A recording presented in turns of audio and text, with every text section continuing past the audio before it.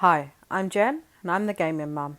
In today's video, we're going to take a look at Pokemon Unite and their microtransactions. Let's go! Pokemon Unite was a surprise free-to-play game announced on the 24th of June 2020 in a Pokemon Presents presentation. It was bright, colourful, and what caught most people's attention was the words free-to-play for both good and bad reasons. In a future video, I'm planning on covering my thoughts on free-to-play, which will be linked in the description below. If you're just here to learn about the microtransactions, there is a timestamp linked in the description below and on screen now so you can skip ahead if needed. Pokemon Unite is classed as a MOBA. That's a multiplayer online battle arena. You're in a team and the game mode depends on how big that team is, and against another team of players, aiming to score the most points. Now in some ways to me, it looks a little like basketball, especially how the Pokemon dunk the Aeos energy. In order to get those balls of Aeos energy, you need to either kill the enemy players or the little mobs based around the arena. All the while, you're defending your bases and they protect theirs. The standard games are on a timer of 5 minutes each, and honestly, that goes extraordinarily fast. I do feel like for the current size of the standard map, this is the perfect time before one side gets bored. There are 3 types of matches at the moment: standard, ranked and quick play. Ranked is self-explanatory in that it is the competitive version of the matches.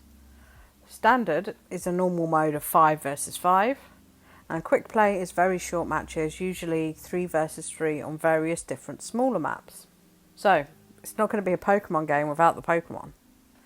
In the very beginning, you're able to access a few different Pokemon: Charizard, Venusaur, Alolan Ninetales, Slowbro, and Zayora. There are ways to get other Pokemon, such as through events or buying them in one of the game stores. At the beginning of the match, you start with the Pokemon in its first form. So for Charizard, you have Charmander, and Ninetales, you have Vulpix, for example. As you do damage to mobs or players, you level up, and your Pokemon evolves along with getting different ability choices.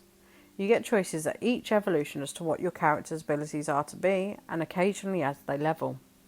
Now the graphics on this game are absolutely beautiful, and in dock mode I haven't noticed any lag at all, or graphical glitching. The game has a brilliant tutorial too, to explain how the game works, and to explain the setting around this game itself. It's definitely worth playing through, if only for the free items. In handheld, the game looks just as good. Sound-wise, I don't think the game is too distracting, which is a good thing for this type of game, as that's the absolute last thing you need. So on to every parent's frustration: how the game makes money. Most parents have worked out by now that free-to-play isn't free at all, mostly due to the inclusion of battle passes, which this game does have. The games are designed to make money in sometimes shifty practices. Pokemon Unite has one of the most confusing currencies in the game that I have ever seen, and that's why you really need to know about it. Pokemon Unite has technically 4 different currencies.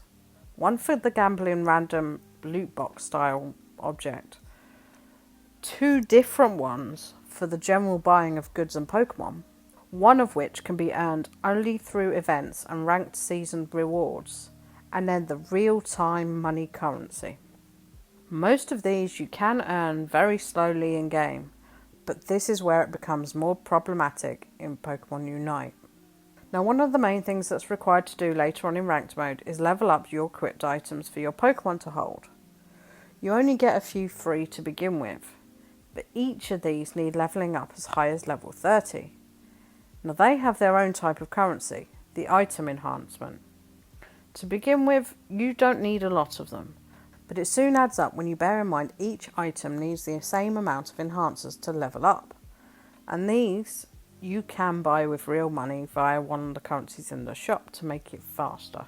You can earn these in game, but even with the battle passes, it's incredibly slow, and somebody actually worked out that it would take over 1 whole year to level up just one item to max.